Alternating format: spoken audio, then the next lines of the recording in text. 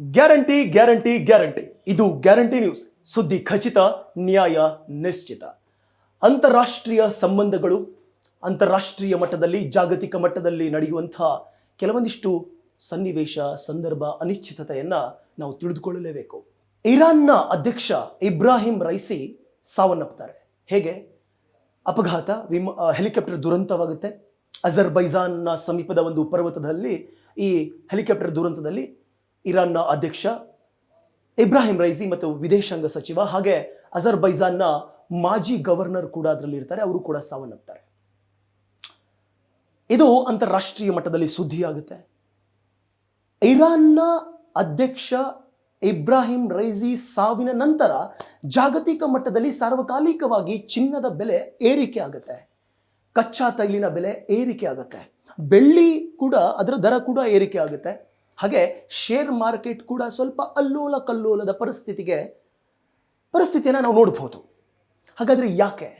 ನೋಡಿ, ಚಿನ್ನದ ಬೆಲೆ ಏರಿಕೆಗೆ ಕಾರಣ ಒಂದು, ಜಾಗತಿಕ ಮಟ್ಟದಲ್ಲಿ ಈ ರೀತಿಯ ಸಂದರ್ಭಗಳು ಅಥವಾ ಅನಿಶ್ಚಿತತೆ ನಡೆದರೆ ಸರ್ವೇ ಸಾಮಾನ್ಯವಾಗಿ ಚಿನ್ನದ ಹೂಡಿಕೆದಾರರು ಸುರಕ್ಷಿತವಾದಂತಹ ಒಂದು ಹೂಡಿಕೆ ಅಂದರೆ ಅದು ಒಂದು ಚಿನ್ನ ಅಂತ ಹೇಳ್ತೀವಿ.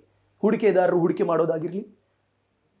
ತದನಂತರ ಇನ್ನೊಂದು ಮುಖ್ಯವಾದ ಕಾರಣ ಏನಂದರೆ, ಅಮೆರಿಕಾದಲ್ಲಿ ನಡೆಯುವಂಥ ಹಣದುಬ್ಬರದ ಪ್ರವೃತ್ತಿಯಿಂದ ಅಮೆರಿಕದ ಕೇಂದ್ರೀಯ ಬ್ಯಾಂಕ್ ಫೆಡರಲ್ ರಿಸರ್ವ್ನ ತನ್ನ ಮೊದಲ ಬಡ್ಡಿಯನ್ನು ಕಡಿತಗೊಳಿಸ್ತಾ ಇದೆ. ಇದರಿಂದ ಕೂಡ ಚಿನ್ನದ ಬೆಲೆ ಏರಿಕೆ ಜಾಸ್ತಿ ಆಗ್ತಾ ಇದೆ.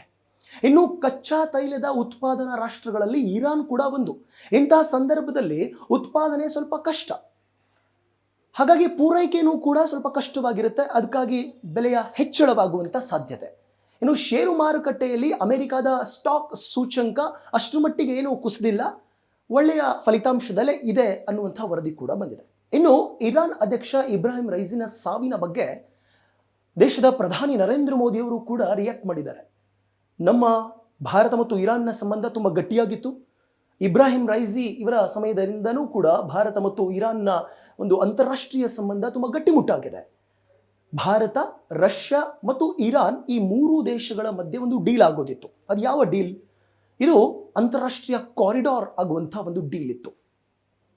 ಇಂತಹ ಅಂತಾರಾಷ್ಟ್ರೀಯ ಸಂಬಂಧವನ್ನು ಹೊಂದಿತ್ತು ಭಾರತ ಇರಾನ್ನ ಜೊತೆ.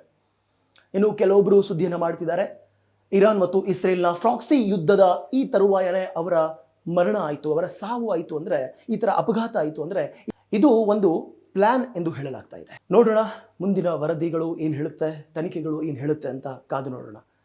ಇಂತಹ ಮತ್ತಷ್ಟು ಸುದ್ದಿಗಳಿಗಾಗಿ ನೋಡ್ತಾ ಇರಿ ಗ್ಯಾರಂಟಿ ನ್ಯೂಸ್. ಸುದ್ದಿ ಖಚಿತ, ನ್ಯಾಯ ನಿಶ್ಚಿತ.